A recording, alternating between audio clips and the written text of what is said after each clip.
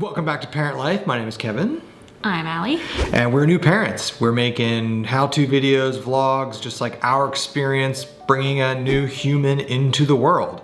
When we had our baby, it was a COVID pandemic, you couldn't go to classes. We watched a bunch of YouTube videos, we talked to people, and we're just making these videos and hoping that new parents get some value out of this stuff. When it comes to sleep training, we are not professionals. We're gonna talk to you about how we sleep trained our baby. It's going very well right now. There's a ton of resources we'll talk about you can use, but this is just how we did it and how it's going. Also, be sure to check out my other YouTube channel, Schill Brothers Outdoors. A lot of backpacking stuff. She comes backpacking. It's a good time. Check it out. Also, make sure you hit that subscribe button, hit the bell, smash it, whatever you gotta do. Before we get into the actual nuts and bolts of sleep training, we did a video a while ago and we called it kind of the pre-sleep training.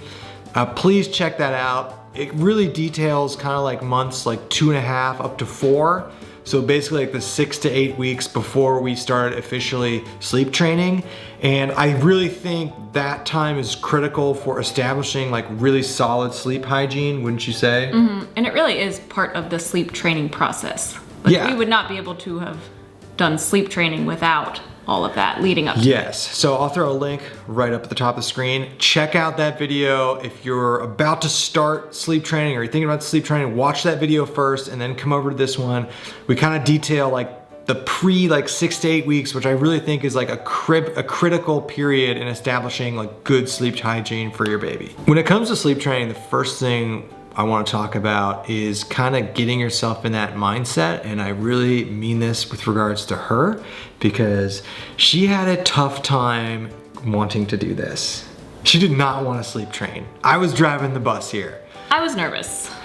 I mean, we started sleep training right at 4 months, okay? That's kind of like a rule of thumb. The nurse told us that, our friends told us that, so we started sleep training literally at 17.5 weeks. She didn't want to start.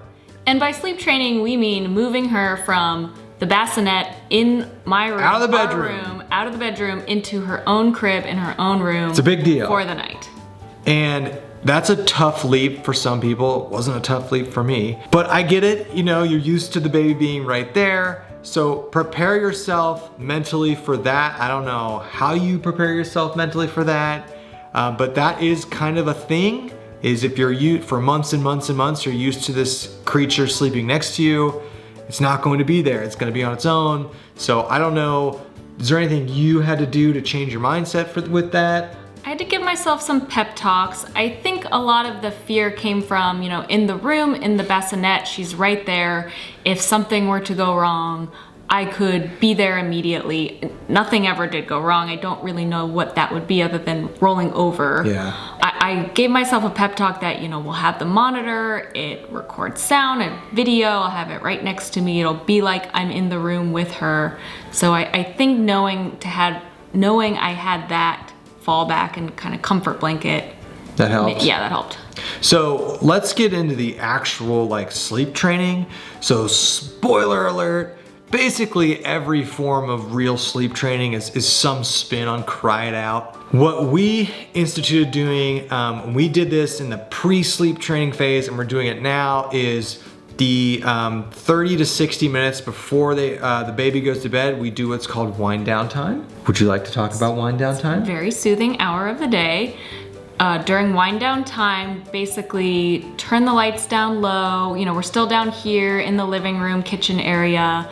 Turn the lights down low, get her in her PJs. If we're gonna do a bath day, we do it in the last hour of the day.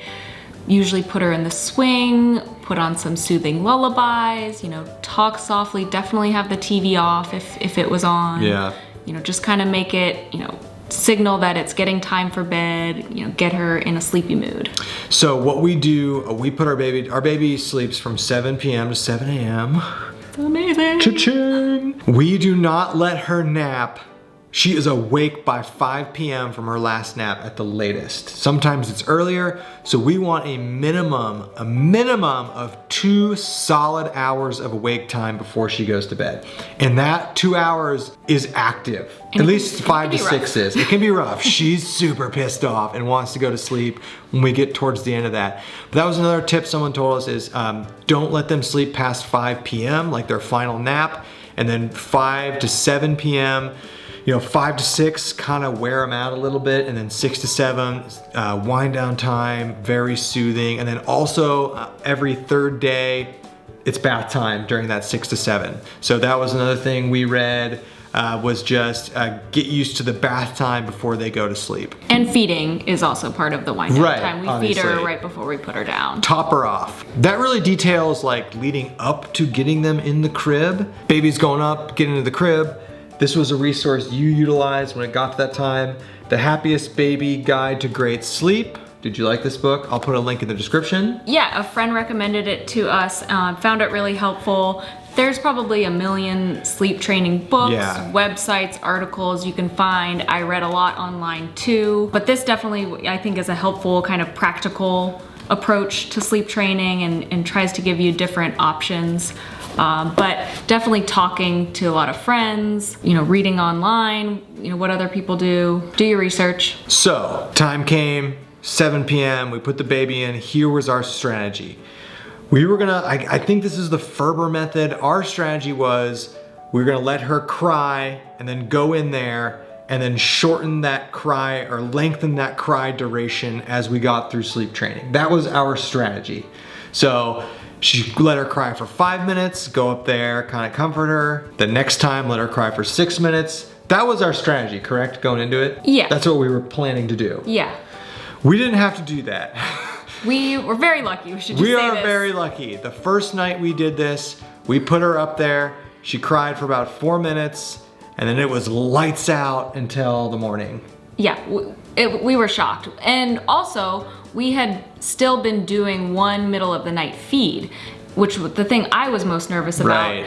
And I figured, okay, around 2, 3 a.m. when she cries, I'll give it 5 minutes, but most likely I had planned to go in there and feed her and do that for, maybe a week. I forgot about that was a strategy. So that was our strategy, so to help her, transition. Yeah. It was already new crib. We'll talk about it. We put her in a sleep sack. Yeah. But also to eliminate the feed, that was gonna be a lot of change. So we're like, okay, we'll continue to feed her in the middle of the night. But the first night, 7 to 7, not a peep. It was a miracle. It's Modern amazing. day miracle. My wife already hit on it too. A big change. The first night of sleep training, we did not have her in a swaddle. We did a sleep sack. It really helped that we had been putting her in the sleep sack for the naps. They roll around more, but no swaddle, sleep sack, give them a few minutes of crying, then maybe go comfort them. And then she was prepared for the first week or so to go in and feed during the middle of the night if we needed to, but we didn't have to. So we lucked out hardcore. Not much to it, all right? I know this is kind of a letdown video, but at least we gave you some more nuggets on like how we were planning to do it. There's no right or wrong way to do it, and your baby's probably gonna cry. That's it for this sleep training video. Please check out our pre-sleep training video that has a lot more tips on that, but not much to this. Make them comfortable. Wind down time, up in the crib, lights out. Thank God. We'll see you on the next one.